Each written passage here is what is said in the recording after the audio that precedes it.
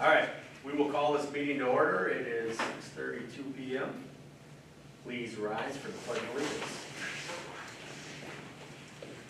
I pledge allegiance to the flag of the United States of America and to the republic for which it stands, one nation, under God, indivisible, with liberty and justice for all. We will roll call. Crave here. Here. Schneider here. Dolphin here. Cummings here. All right. Would you have the agenda, excuse me, rather I have the verification of proper meeting notices being posted, which brings us to the agenda. Are there any changes to the agenda this evening? There are none. Hearing none, I look for a motion. Crave moves to approve the agenda. Second. Okay, I got a motion on the floor by Mr. Crave, seconded by Mr. Dolphin. Before we go to a vote, just for clarification purposes, your motion is to approve the agenda as presented, Mr. Crave. Correct. All right, all of those in favor? Aye. Opposed? Motion carries on a 6-0 vote. Brings us to announcements. Any announcements this evening, Mr. Henning? Yeah, just two things. One, in front of you, there is a draft.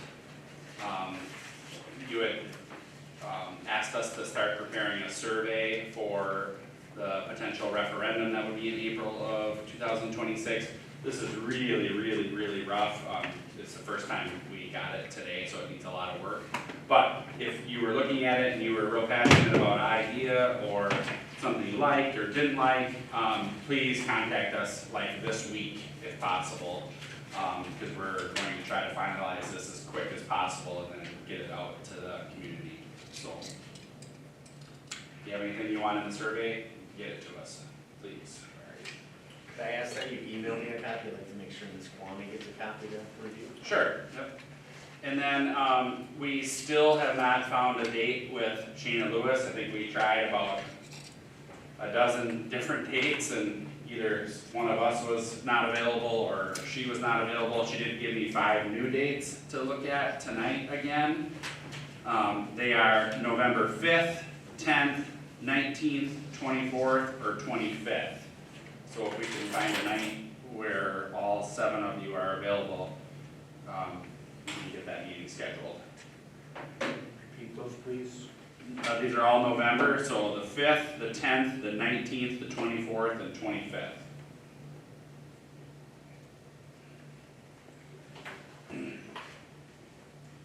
So the 5th is a Wednesday, 10th is a Monday, 19th is a Wednesday, 24th Monday, 25th Tuesday. So we probably do like a 6 or 6:30 time frame.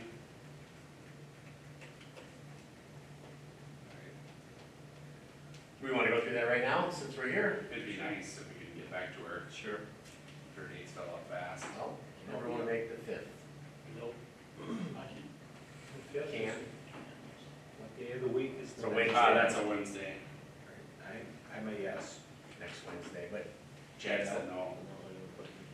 okay. Well, yeah, for Wednesday too. Okay. How about the 19th then? Was it the 10th? The 10th was the next one. That's a Monday. I'm out for that one. That's so am I. Okay, and the 19th. Okay. Yes. Me I'll too. say, yep. Okay. Chad? Only person we wouldn't have for sure is, We'll, does anybody know anything Susan has on that day? I just texted her and asked her, so I will let you know if she says the 19th. Okay, can we just check the 24th and 25th just in case she is busy that night? I'm out of town on both those days. Okay, so the 19th it is. Okay. All right, and then you want to do 6 or 6:30? 6 is fine. 19th at 6th.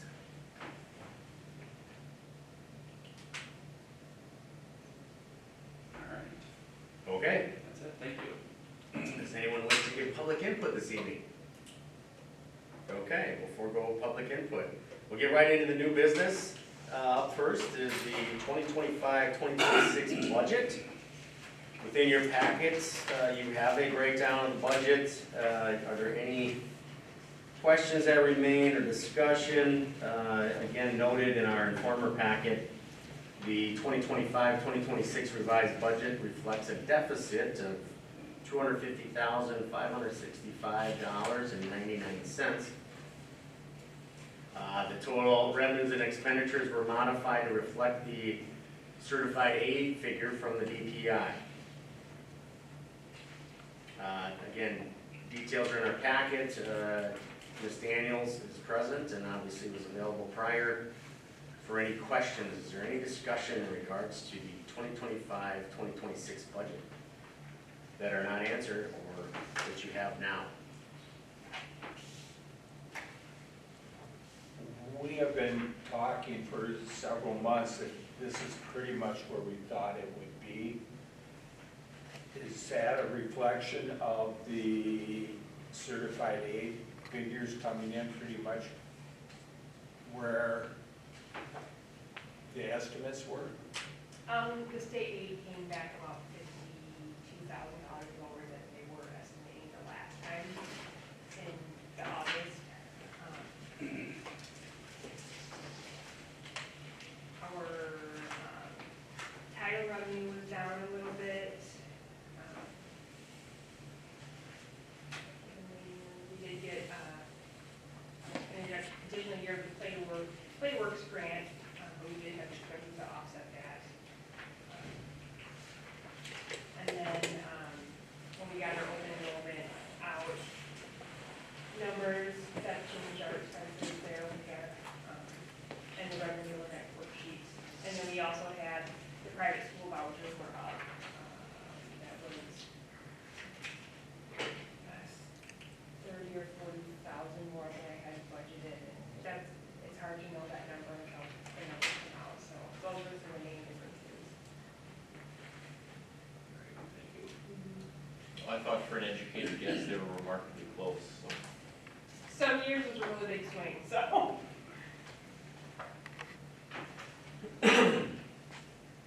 Yeah, I think that the estimate was very close to what we had sort of been predicting all along. The part that I would take, the opportunity again to express concern about is, that's an awful big deficit, and I know the board has wanted to remain committed to offering all the programs and keeping staff and stuff for the school year. And I know that's welcome from the staff and students and so forth, but that's a pretty steep deficit, and we just have to understand that we're taking a pretty giant leap by doing that. I wouldn't recommend that we do that, but it's a little bit of the 12th hour now, not much you can do to change it.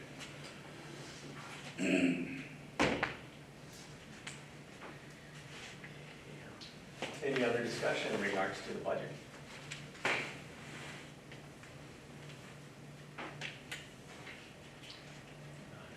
Hearing nothing, I'd look for a motion.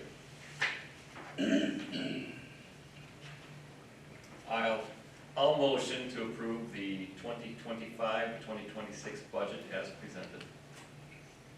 I will second that motion.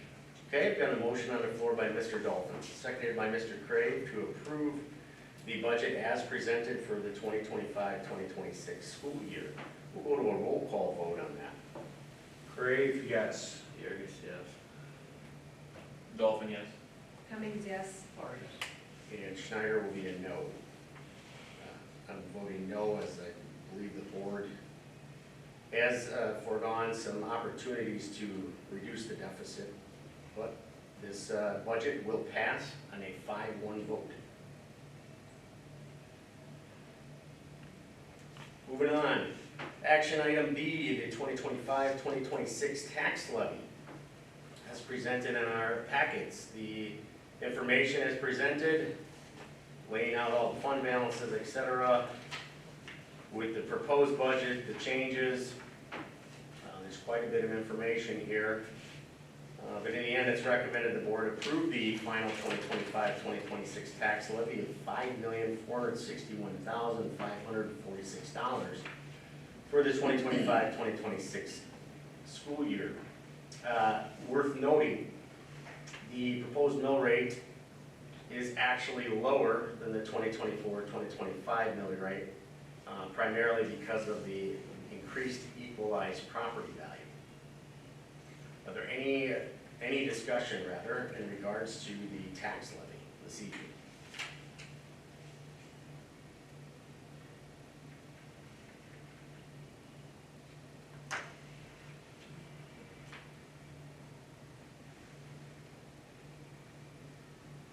Craig will move for approval as presented.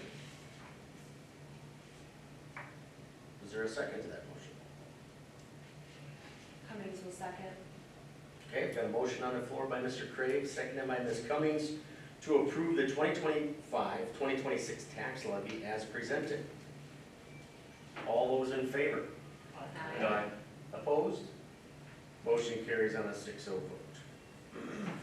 Are there any future agenda items for discussion this evening? So this is definitely not a future agenda item, but I was in my city council meeting and Joan Fitzgerald came in and spoke about the education and how much Evers asked to get. And so he originally asked for $3.15 billion in investment for K-12 public schools, and it went down to $1.4 billion. So just so you guys know that like it's continuing to like go down and we're not getting what we're asking for to get funds back to the schools. So I thought that was interesting. She like outlined like everything that they like, everything for the budget requests and the final budget and what was approved through the state. So I thought that was really interesting. I should have brought that up in the announcements, so I apologize. But yeah, so again, our state is not really coming through to giving us the funding that we really truly need, so makes our budget hard, so. That's it. Great. I see a handout. Is that something you share with the board? Yeah, do you want me to scan it and send it in an email, or? That would be great. Okay, yeah, I will. So the other thing that I think is worth noting is that Waterloo School District will pay almost $400,000 to private schools this year. So you will be taxed and we will collect that tax money and then we'll turn around and give it to the private schools for them to fund their educational programs. Now, some people don't have much of a problem with that. Some people don't understand why we have to fund two school systems, especially when one has no accountability and the other one has extreme accountability. But I think that's something worth noting, that your taxes are paying for the private schools as well. Yes. Okay, without any other discussion on future agenda items, we will move to CESA 2 and a presentation here by Mr. Carr. I see that we don't have computers out, so to share the slide deck I can do after the fact. You comfortable with that? Yeah. Does that work? Okay, and you do have kind of a worksheet in front of you, or a document, what we'd like to cover with it. I want to start by, where did it go? Showing a video.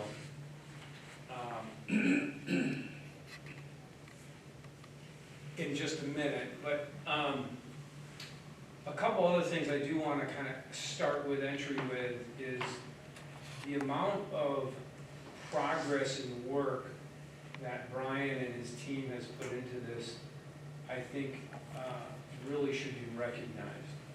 And I'll talk a little bit more about some of their investment, his investment, in relationship to what we've been able to do and accomplish. But I also will say we're not nearly close enough to where we need to be. And when I say we, I don't mean Waterloo, I mean our educational system as a whole.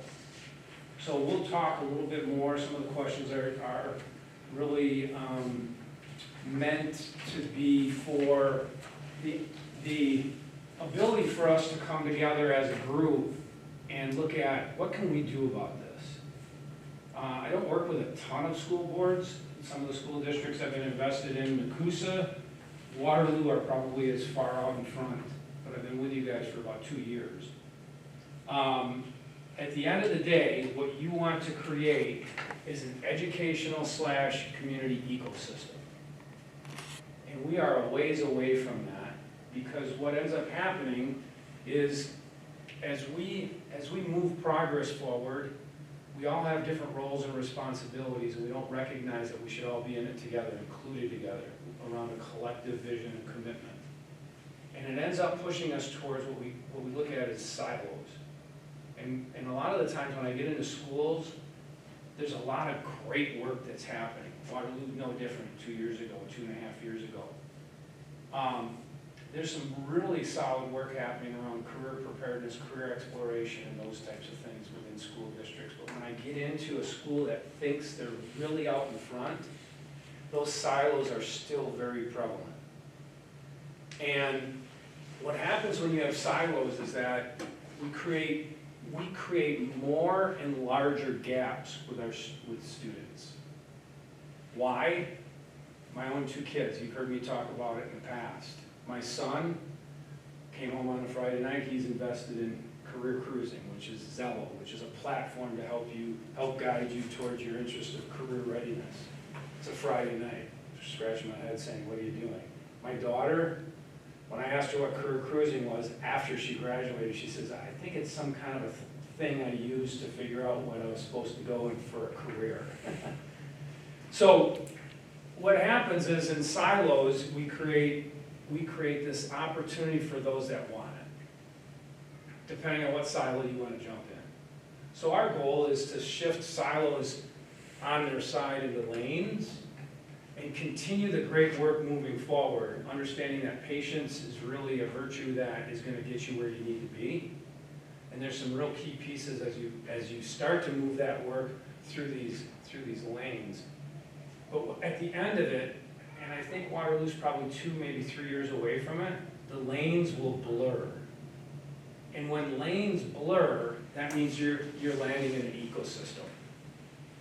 That means you can walk around downtown, maybe 30 miles out or away, and they know what your purpose is as a school system, your kids know it, and you have much, much greater impact.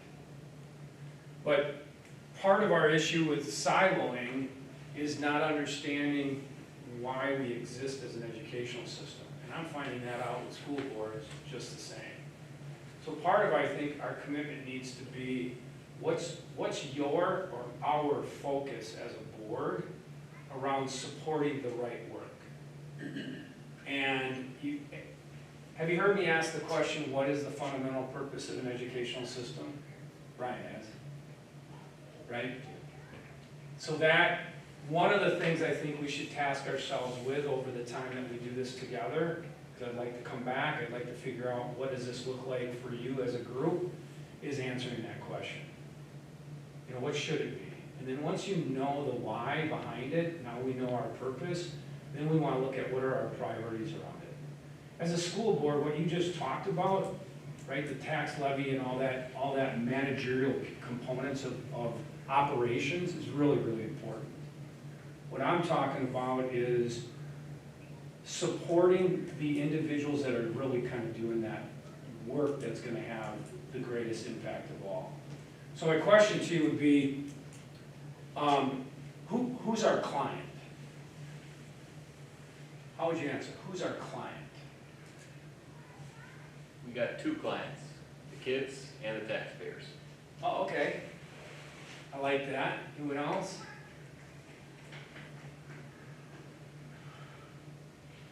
I'd agree with one, the other one I didn't really think about, but it was in the back of my mind. Anyone else want to just add to what you think the client, who our clients are? I'd say that administration. Okay. Let me ask it this way: who are the 2 most important clients?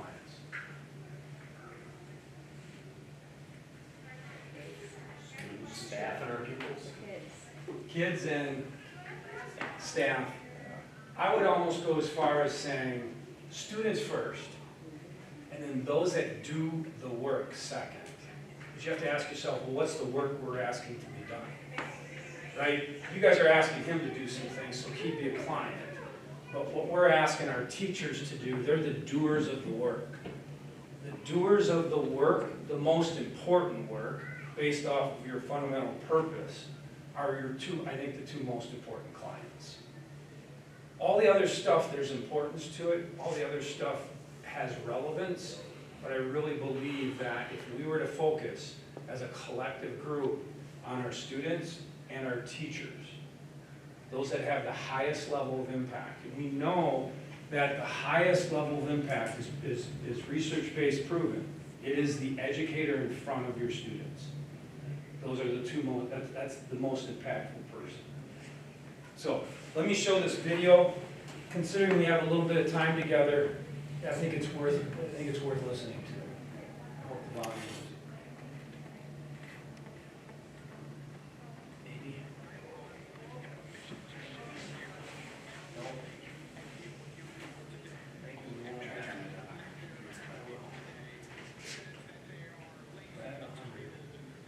I can hear him in the background. Completely the other way. I think young people today are the most incredible generations to come down the pike. I find them the most...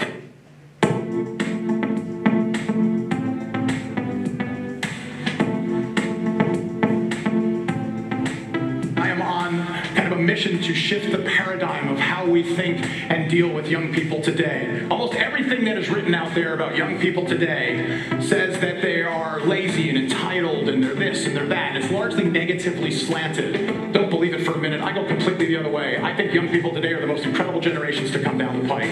I find them the most intelligent, resourceful, and pitbull-like generations that we have ever seen in this country. When they see a want to in their life, they will move heaven and earth to get to that want to. Our challenge as parents, educators, and employers is getting them to want something.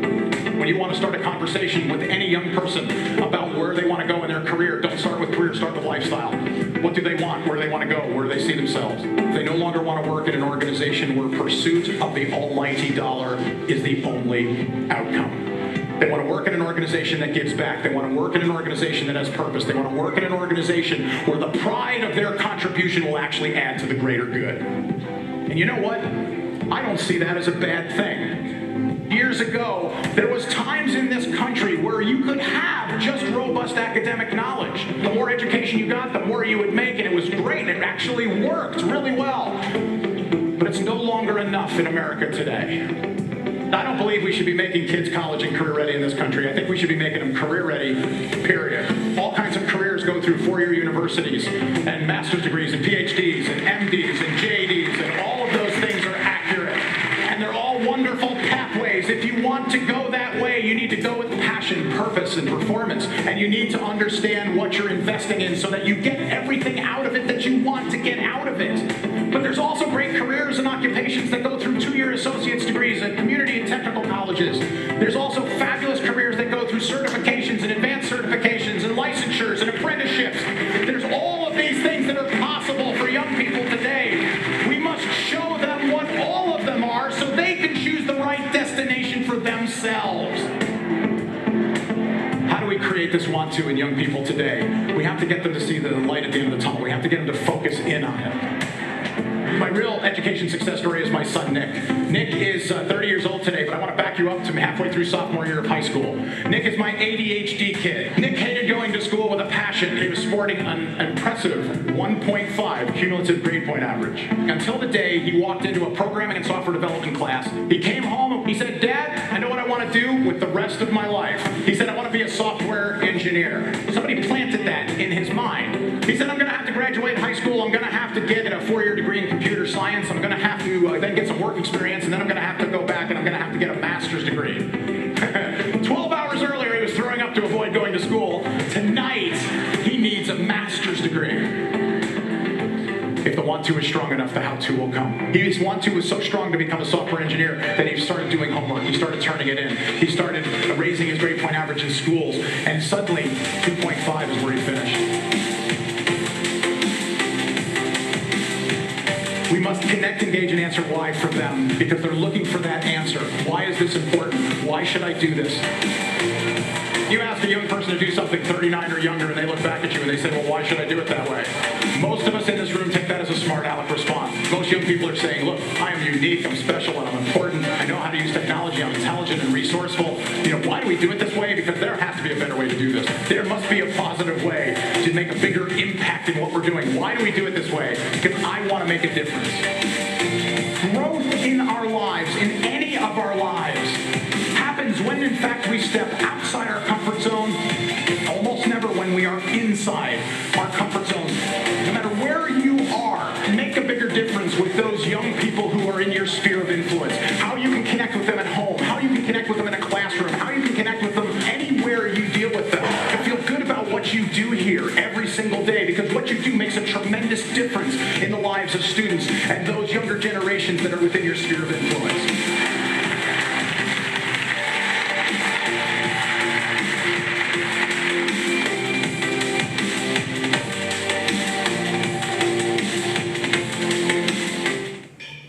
This bra is for seniors who want to get back their youth. Well, I'm a senior, but I don't think that's applicable.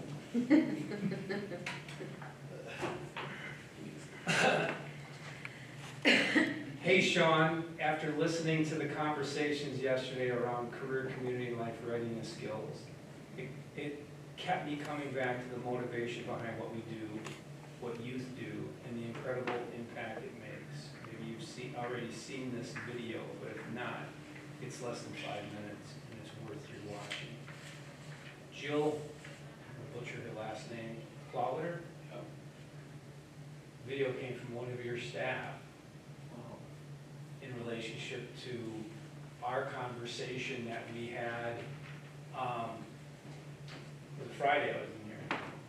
Last Friday I was here for a PD day, and we met with some educators that we've been working with. We call them a readiness team, and we've slowly added some people to it. So you've got elementary, middle school, high school readiness team individuals that are experimenting and doing these things in the classroom. And so she was added as a participant of one of these teams. So we have impact. We have interest. We have those that are seeing the reason we need to have a shift. So I think that's really vital in regards to where we're headed. I'm going to go through this stuff really pretty quickly because I think it's really, hold on, why am I not able to go to a slideshow? Am I missing something here?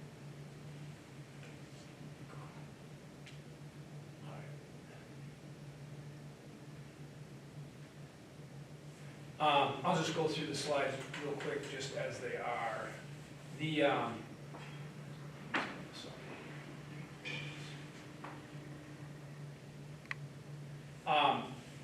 Interesting article. I don't know if I've shared this with this group at all. I don't think I have, but it's a great article. I'll make sure that Brian's able to share this slide deck out. Just kind of talks about how our school system, if you read the center in the middle of this, that our school systems have created compliance. Our students jumping through hoops, checking the boxes when it comes to our educational process. We've talked a lot about that. When we start to look at our transformation, what we really want to do is take a look at, now this is super hard.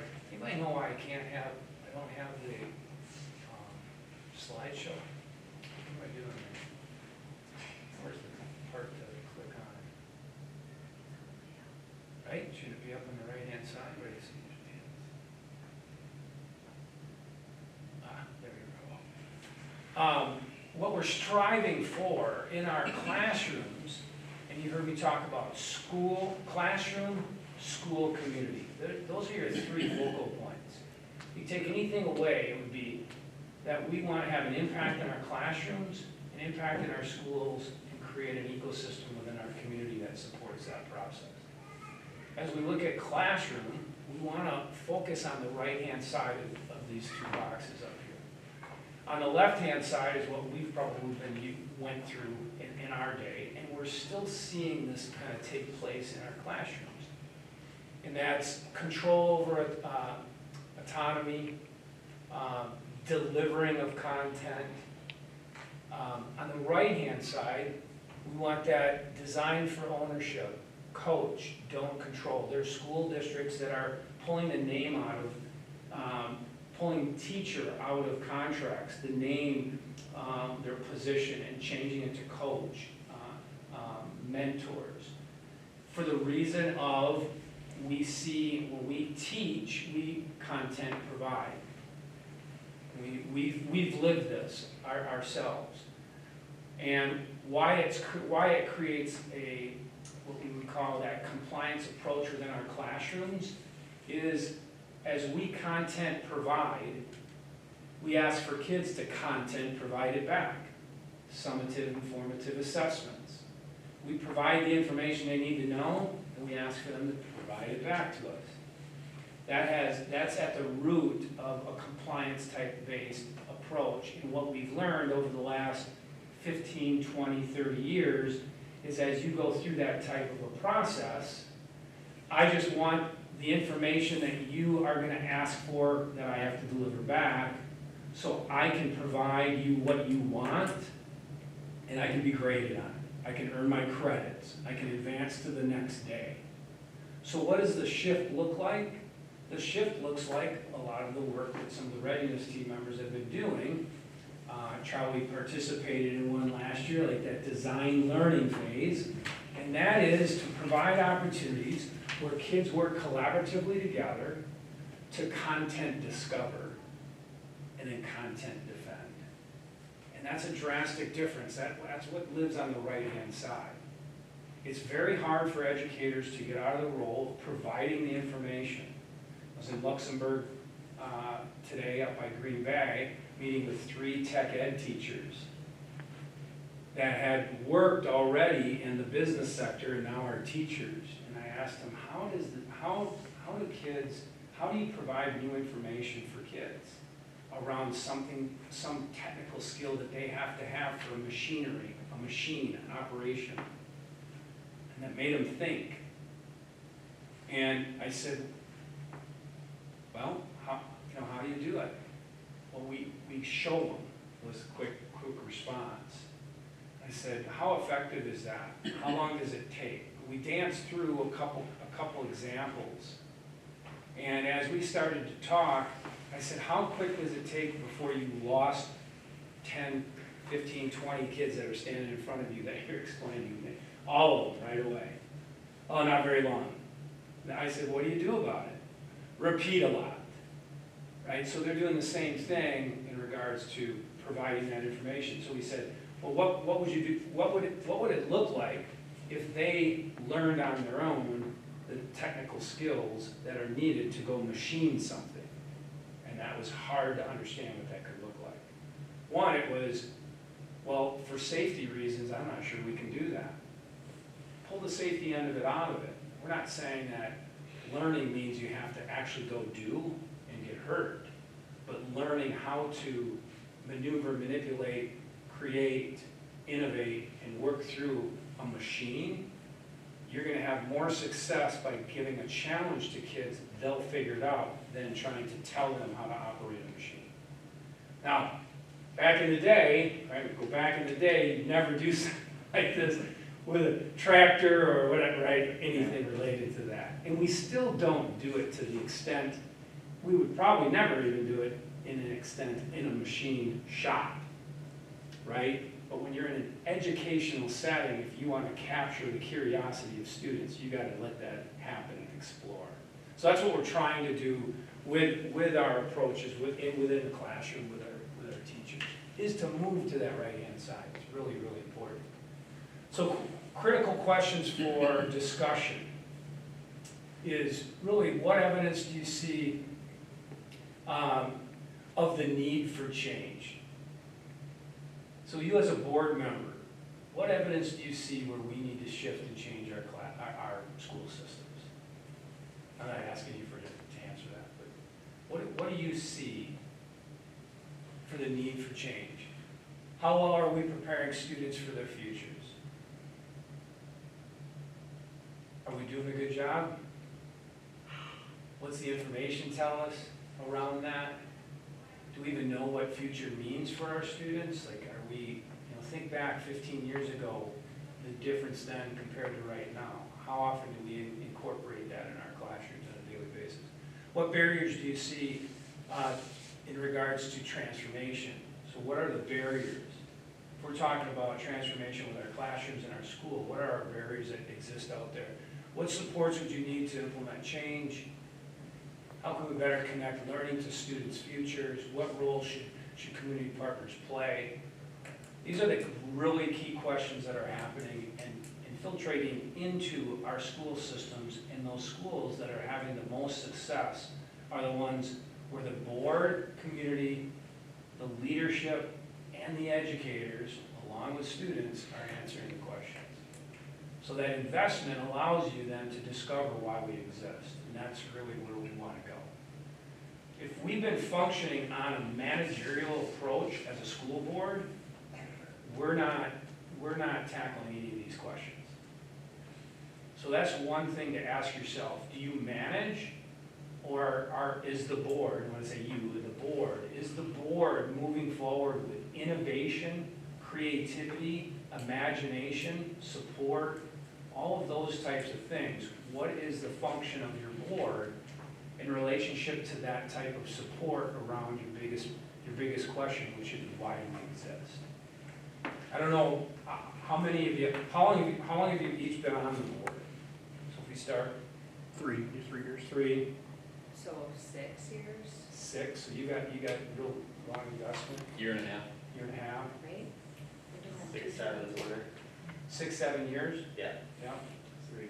3, 5. So we do have an investment, pretty deep investment. A year and a half is 6, I about don't even know. the lease.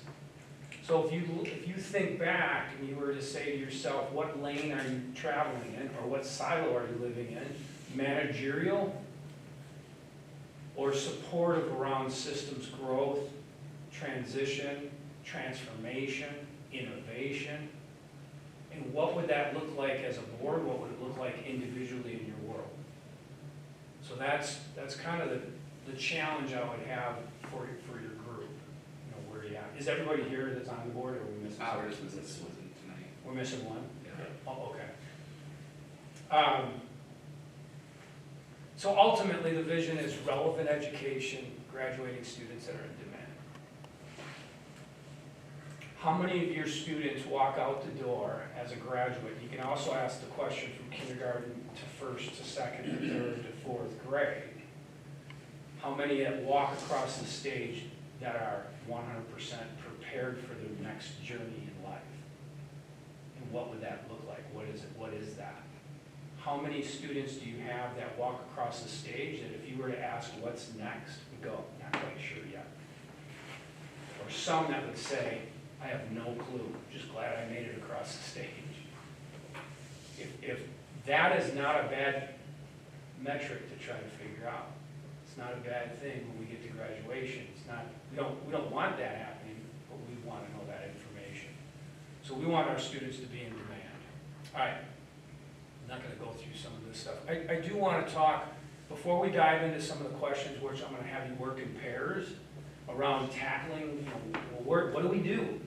Right? Well, how do we transform ourselves, transition to getting away from management? And I'm not accusing you of being just managerial as a board. I have not lived in your world for the last 7 years, year and a half, so I don't know. But you can make the determination as to how you exist as a board. But I would say I've worked with, in the last 6, 7 years, I've worked with probably 6 different school boards. Every one of them has been managerial. They don't know that that's how they are functioning, that they don't understand sometimes that's the behaviors that come out.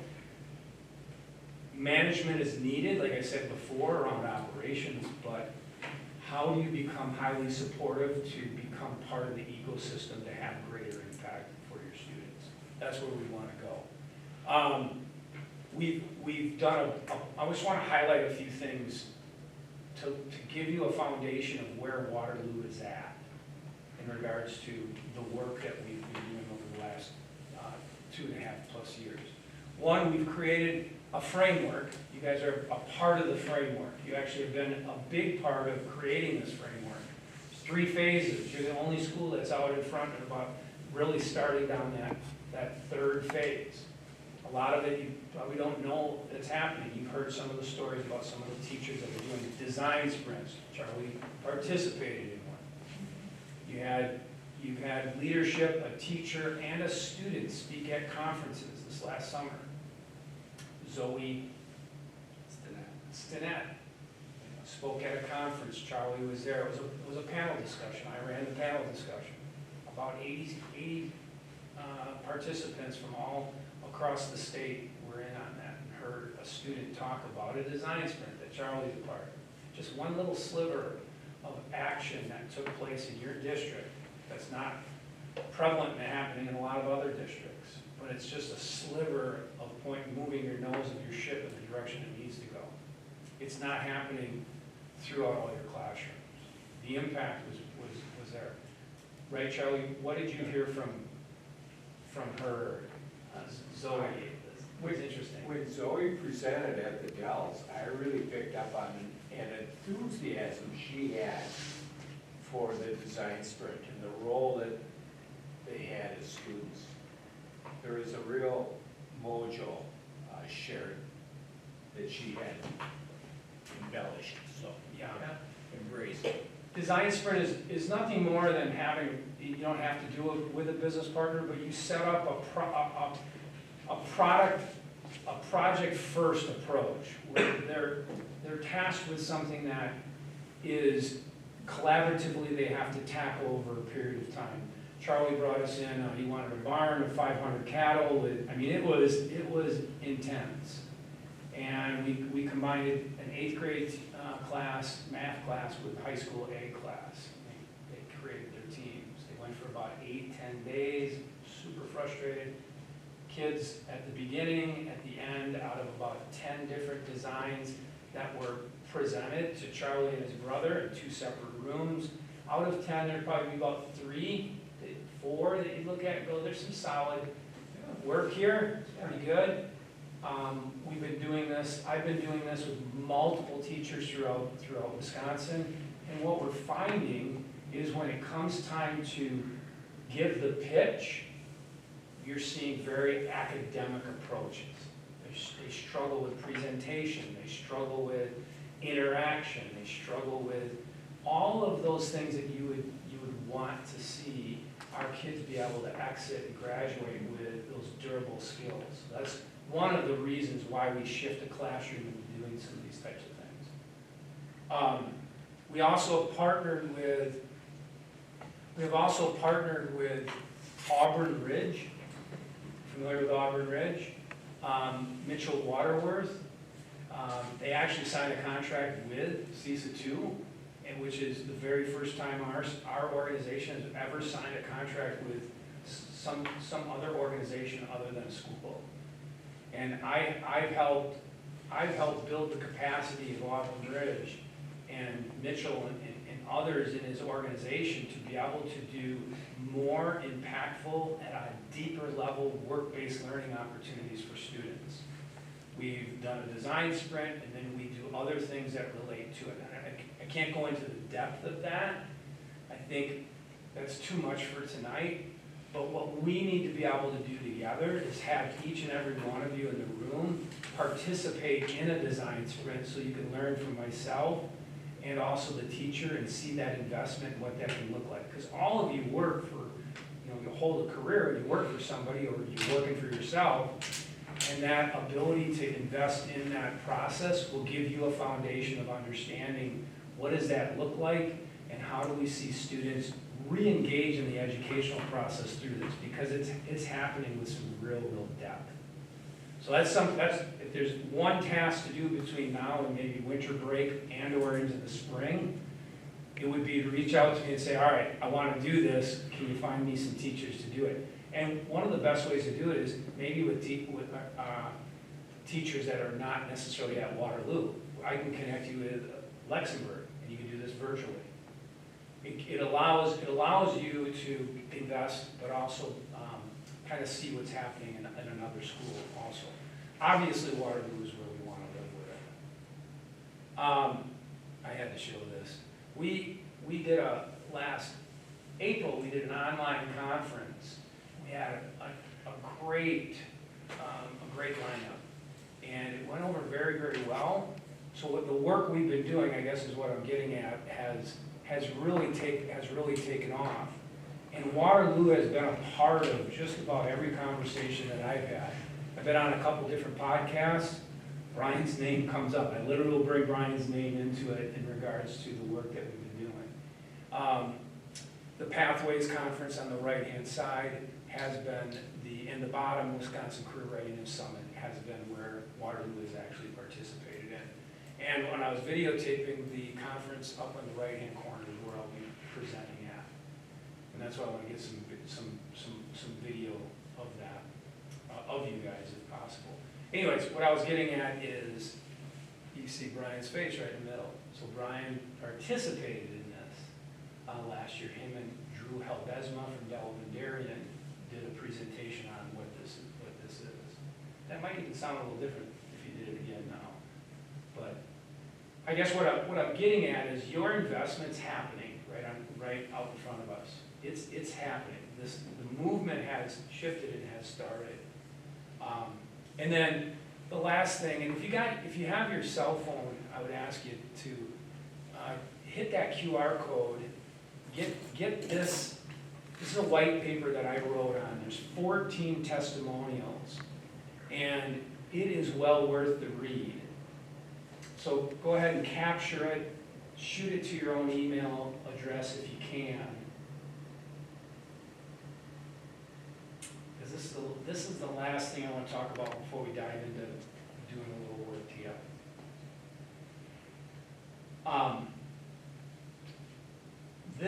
This white paper, like I said, there's 14 different testimonials. Brian is one of them. You've got 3 teachers that are part of this white paper where I interviewed them and took that information and put it into this white paper. This has drawn a lot of attention and a lot of traction, nationwide actually. The conference I'm going to speak at this coming December, they put it on their website. The AESA, it's collaborative agencies throughout the United States. But if you read it from the beginning, I highlight what Brian chose to do at the end of his first week of in-service, the very last thing we did, I think. Brian said to me in a meeting we had maybe 2 weeks prior, Scott, I want everybody to be doing this. I said, it's going to take some time. He wants to go a little faster, and I said, we got to go a little slower. And he said, I want to meet with the whole staff.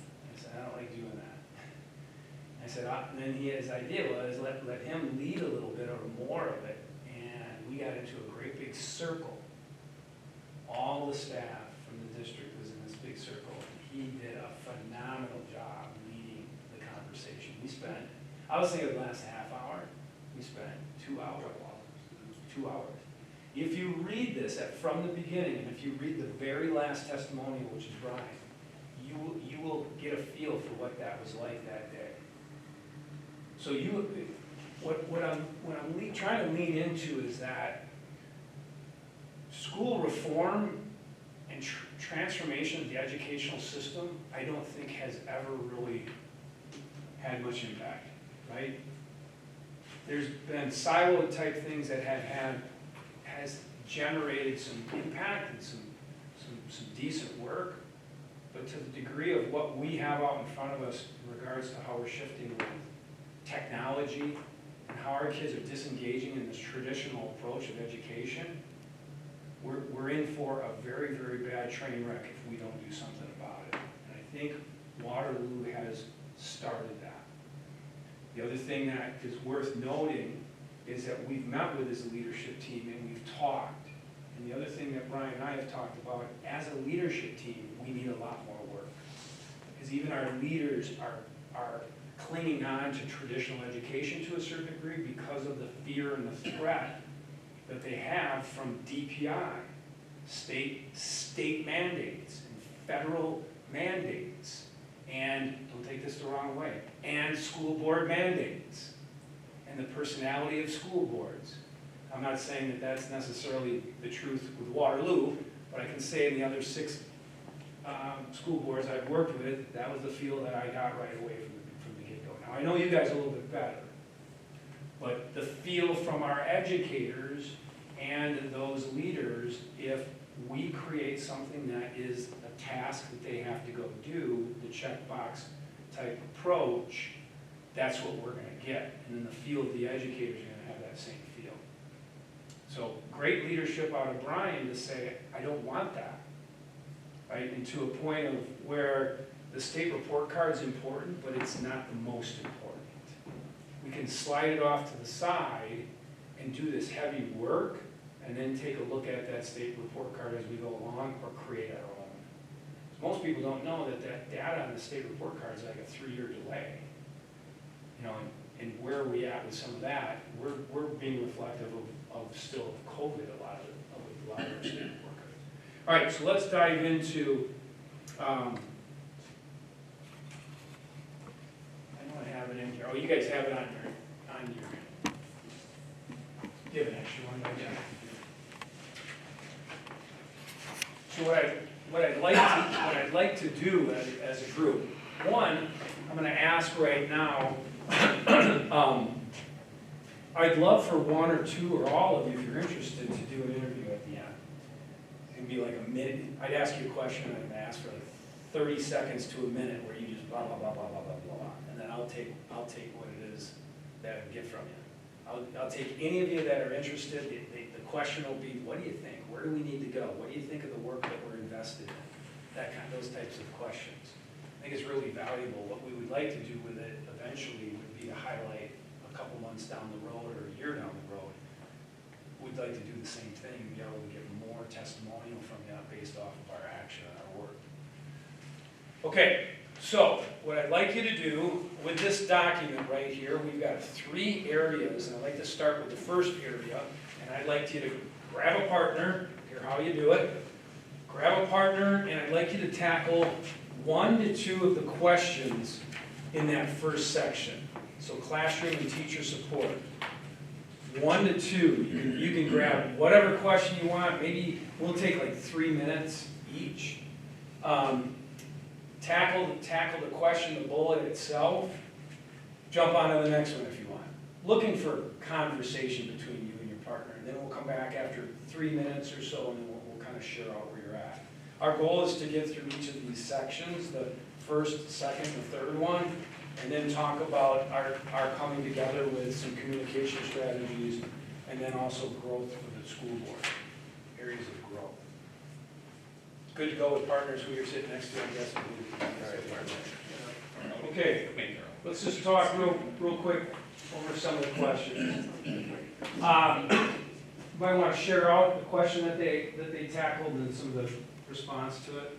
Why don't you guys go ahead if you don't mind. We picked the building support and culture, and we just, for strategies and ideas, we said talking sessions, like getting groups to come together, discuss failures and success, and then have them come and kind of like how we do with our high school principals and middle school, they come and give us a report back of what they came up with in their group, and give them feedback, and then also have groups of kids.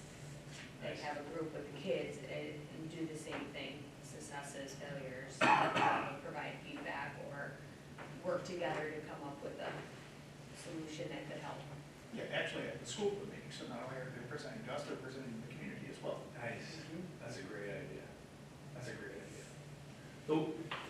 The cultural end of it, so you hit culture and action.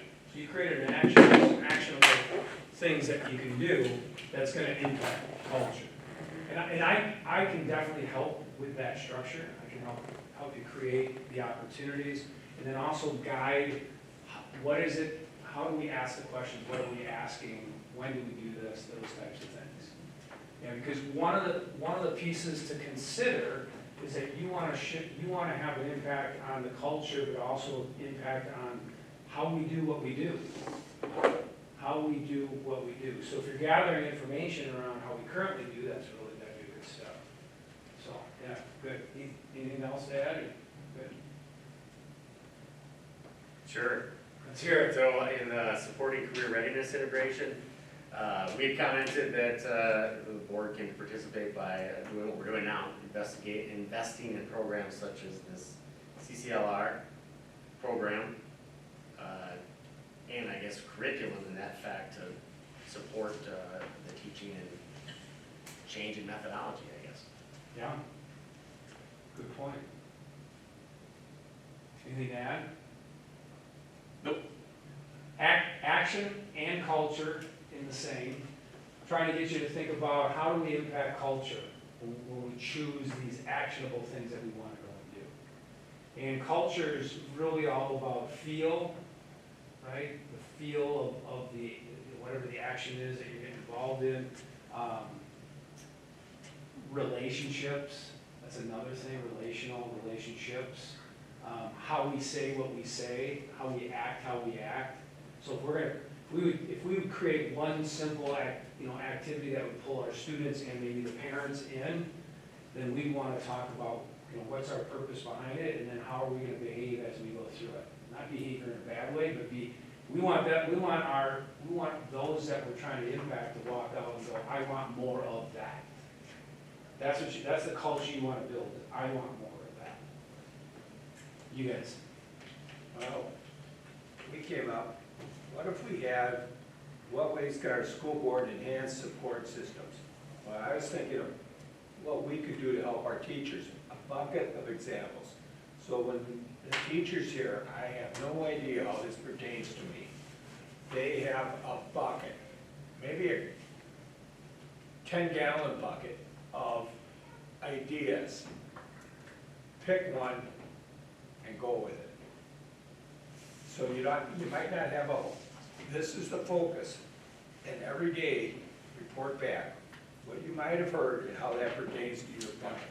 Second, parents and students involved in lesson planning. Oh. Students for sure. Yeah. That'd be an easy one. Yeah. Student voice and choice. Yeah. How about a CC, I can't even remember, CCLR? Yeah. Fair. It's not like a pep rally, but 10-minute posters. So perhaps one or two or whatever might be on a team, doing a brief poster report periodically. I know in higher education that's really gained a lot of traction. Yeah. Yeah. Give me your master's degree work for the last year in a 10-minute poster. Go. Do that in a design sprint. Yeah. Actually.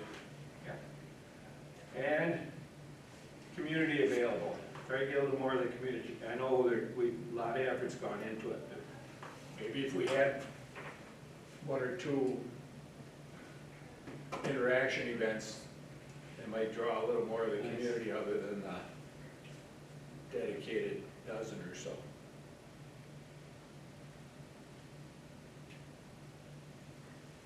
You guys? We discussed ensuring consistent support, that would be number 2. And I'm not a teacher or involved in this, but Mr. Henry did say that they have a mentoring program. And when they have a new teacher come on, then the new teacher is assigned like a mentor. And that person can be with them for up to 3 years or even longer if they need. And in that time, the teacher or the new staff member can go look for other resources as well, the other people that they connect with. Yeah.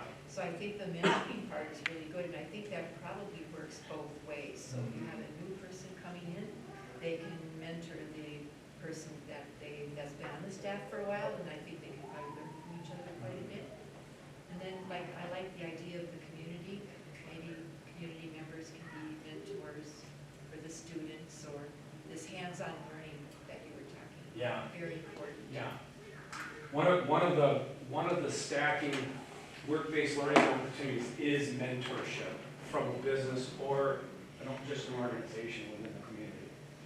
So can you imagine if you were a mentor for a freshman, sophomore, as they're trying to understand where they want to go, where they're trying to get to, that kind of thing. And you need business partner support around that.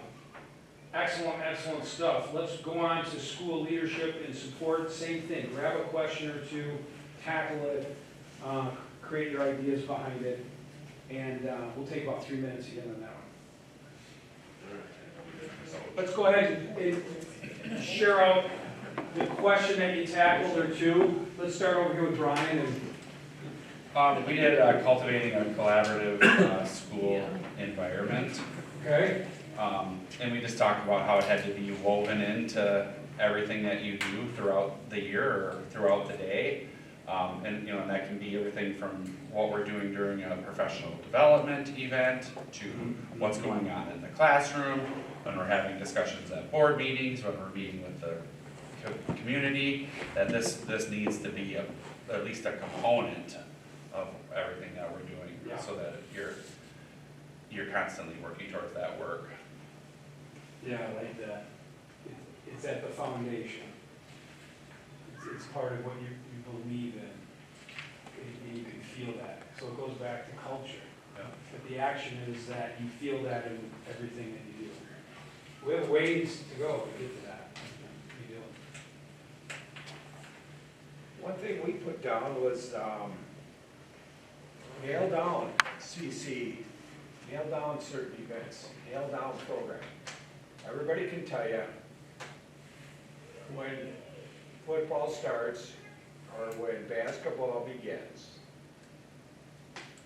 Well, what if we could say, hey, see, here's what we're doing, lock it right in.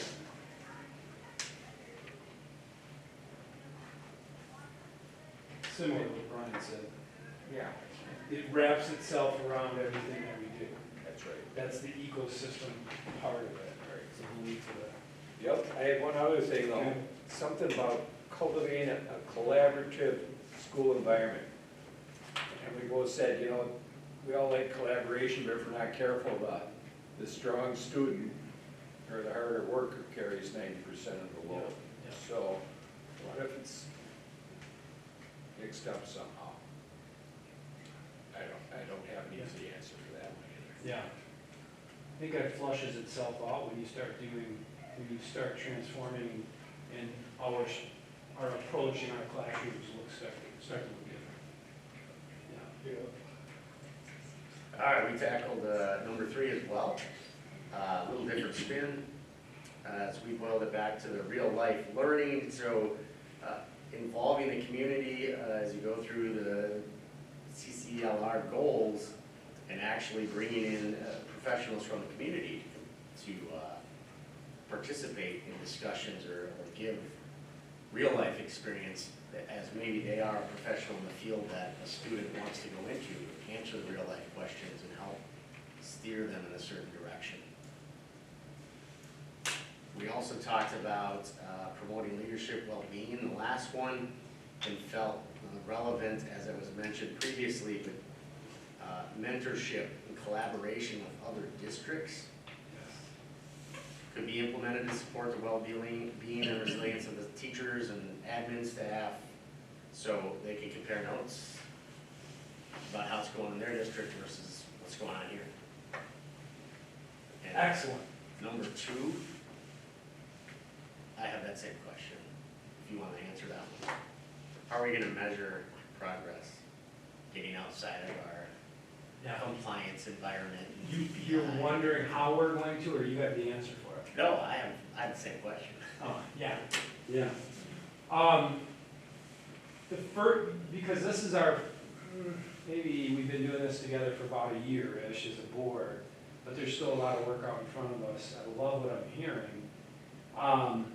The representation of collaboration amongst other schools is really, really important. It's hard, it's really, really hard. I had my first networking meeting October 6th, and we're meeting twice in a year, so October 6th and February 9th. Love to have, it's during the day, love to have 1, 2, or 3 of you to come to that meeting, because I think between now and February 9th, we'll do more work together. That's where the collaboration takes place. Waterloo sends a team, so there's like 4 of you that come over. What we did in the last networking meeting was to talk about silos, how do you tip them, and how do you move, so we're doing impactful work. Well, not many of the schools I work with, and not many of the schools in our region are doing this with their boards. So for a couple of you to come and talk, take 10 minutes to talk about it, or be involved in half the day or the whole day would be really valuable. What you're getting at, though, also are related activities that are investments out of the group. So how about you guys? We use the strategic resource management. The biggest resource that a teacher has really is time. So if you're going to mandate that they get into something different, you have to take something away, otherwise they don't have enough time to do everything. So I think you simply need to relax some of the expectations that you have around, teaching students towards testing and achieving goals that way, whereas we're refocusing them on creativity and into this mold. Yeah, love it. Yeah, you have a lot of teachers that would really respect what you just said. Appreciate it. Yeah, I hear that a lot with the readiness group that I'm working with. And what we kind of have as a mantra around this work is it's not more on your plate, it's doing differently. It's not more, it's doing differently. All right, let's take 3 minutes to tackle that last one. We're not going to do the last two pieces. I'm going to offer some suggestions and see if we can make a commitment to a couple things. So, last one. The last section, yeah, community engagement support. Start in the middle this time. All right, we have strategic community partnerships for readiness. We kind of piggyback on our answer from the last one, was engaging local businesses and community members to demonstrate how each class that's here at Waterloo applies to their career. How does English help me in my job? I'm an accountant, I can tell how accounting and Word and Excel help me in my job.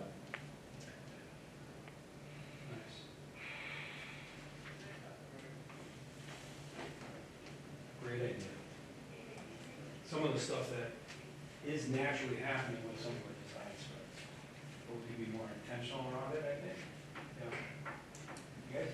Yeah, we have the community engagement initiatives for holistic development.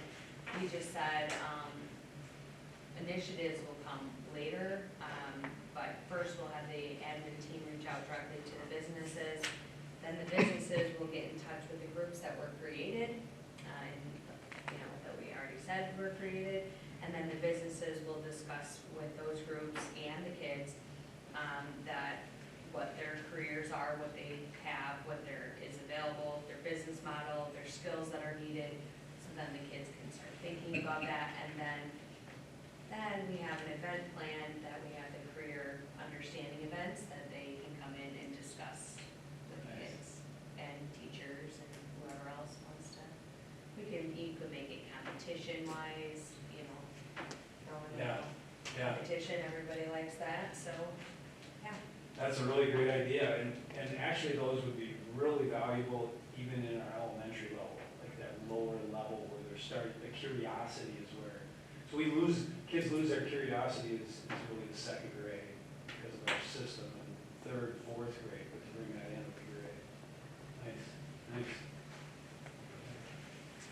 We chose leveraging local resources for comprehensive readiness, and kind of like along the same lines, we were talking about, like, this community really is fortunate with the different variety of businesses that it has. It has healthcare places, got small businesses, restaurants, manufacturing, all sorts of stuff like that, and then to maybe have some job shadowing. Kind of, I was telling like an old model I had was junior achievement, where you went into this place, and then maybe they have a small project that the kids can work on together to figure things out. But each one of these big, especially some of these big businesses, they do have quite a variety of careers in there. They have accounting, maybe events planning.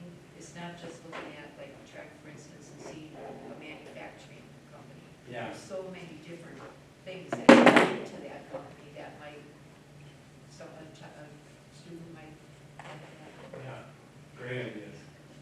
Great. It's what we need. in relationship to the exposure part of it, so our kids can become more aware of what's out there, yeah. Charlie, Chad? Well, leverage local resources, the comprehensive readiness. What if we had a retiree school that could come in and give a 15-minute talk on what was the most impactful situations in their career? That's a great idea. Thanks. Not that I'm that old. Feedback. I'm not gonna say anything, but you know. Yeah, feedback beyond the job, you know, a lot of that goes back to what I heard down there at the end, some of the softer skills, communication skills, the presentation skills, the social dependability, engagement. Yeah. We've all heard, you know, I had 4 people apply for work and 2 of them didn't even complete the deal and the other 2 quit by the end of the first week. Well, some of that's on the employer to, for that first week hand-holding, because it can really be brutal. But anyway, there we are. Awesome stuff. The bottom 2 boxes I don't wanna cover today, but I do wanna ask a couple questions. So the balance of setting expectations as a board, setting the vision, and setting the direction is the responsibility of yours. Like why we exist. It really is. So at some point, we should figure out how can this group, and would we invite some others to answer that question we talked about, what's our why? And when we answer it, then what do we do with that information, right? So that's something to consider. I think Brian and I need to talk and then come back around and go, okay, how do you want to do this over the next 6 months, over the next 3 months, you know, where do we target some of these opportunities, how do we invest in it? So it's not necessarily a board meeting, we're doing it maybe in the afternoon, or maybe we do a luncheon, maybe get a little time away from current job to be able to tackle it. But we need to tackle our why, and then relate it to what we discovered as our why a couple of years ago. And then the next question is, how do we behave that forward? How do we behave what we believe the why should be for our students? How do we invest other voices to the table to be able to, you know, have some say in that? That strategically needs to happen, but we need to do that kind of intentfully. The second part of that then is, what would you need to know about this work, CCLR? What would you need to know about it? Once we know our why, what would you need to know about it so you can set expectations for this community? We say the community, we don't say teachers. What else do you need to know? So as a board, because that's the other part of a board responsibility, is to set the nose of the direction. That doesn't mean that you're going to create these 10 things these teachers need to go do. We could figure out what that looks like in regards to priorities. But around CCLR, and I'm not talking operations management. That can be Brian's part of that. But what else do you need to know? What is it that you're going to need to know? I'm not asking you right now to give us that. So we can then also, from our why, set the priorities. Okay, that needs to be what I call workshop working together, where we come in and our tables are together, and we've got some depth questions, and and we just talk. And we set the priorities, which are the expectations, and then from there, a couple ideas on what we could do with that information once we have it. One, we need to deliver it into more avenues and more environments, meaning business partner meetings, where they come in. To your point, you guys have talked a little bit about that. Let's bring our business people in. Let's bring our organizations in, and let's show them that work and say, what's your input to this? Do you believe that this is what the why should be for the school district? As a board, you're asking for their input to it. You have some teachers in the room for it. And also we do it with the students. So that could take 2 months once we have that. So this is a journey. Once the other thing you do with that is then ask that group, what should our expectations be as a community for our students to walk out meeting this why? So if we're saying every kid exits career ready, just a simple statement to it, then what should our expectations be as a community? Not necessarily as a board, but as a community to see this be successful and kids are exiting this way. We do the same thing. We find the opportunities where we have business partners, students, teachers, whoever at the table to give that input. And then once we have that information, then the next step is how do we communicate it out? How do we create the culture of living that? And a couple ideas around that would be that, I could write it into a white paper, as crazy as that sounds on all these white papers, but like what we did with Brian, then we strategically get that out into the community a little bit. We share it out, social media. So 1 to 2 pages, this is the work that's happened. There's a few quotes in there from your board.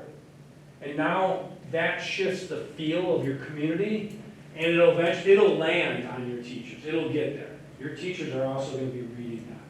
But what we do in that, a white paper or the communication newsletter or whatever it turns into being, is some really supportive statements are coming from you guys. And then we do a couple, 1 or 2 as we get into the second semester towards the end of the year. We do a couple partnership evening meetings for parents. And I think one thing that we could potentially do, Brian, would be if we could hype this up, would be a panel discussion with your board. So we'd be in the auditorium. You guys have an auditorium, right? We have a cafeteria comment. Okay. Yeah. So I would sit up with you and I would be asking you questions, and what we'd want is as many community members to come to that meeting. And so I panel discuss with you. So I'd be like, Matt, talk a little bit about how you see blah, blah, blah, right? And it's a question that allows you to then set the tone for expectations, the tone for support. You know, you guys are saying things like, I want to get into classrooms and I want to be supportive and I want to see the great, this is how I can see this happening. And you would hope if we build this up that you would have people at the table or people at one of those events. You'd have groups there. I don't know what you think about that. As you hear this layout of what this can look like, give me your first thoughts that come to your mind. What do you think of that in relationship to it?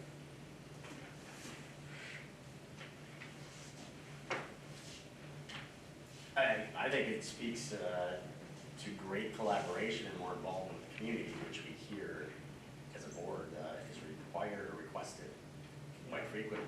So I don't think you can over-communicate what we're doing here to keep the focus on the students and our goals. Others? If it helps us get to where we want to go for it. Okay. I think it's a great idea. Okay. I think we need to send some tidbits or enthusiasm with some of the youth so they bring so the families show up. Yeah.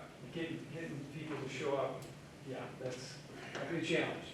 We might have to do a couple, multiple different times, stuff like that. Okay. We could figure that out. It's great to hear that there isn't a resistance from somebody, maybe somebody that didn't talk, but that says a lot about where you guys want to go, so that's good.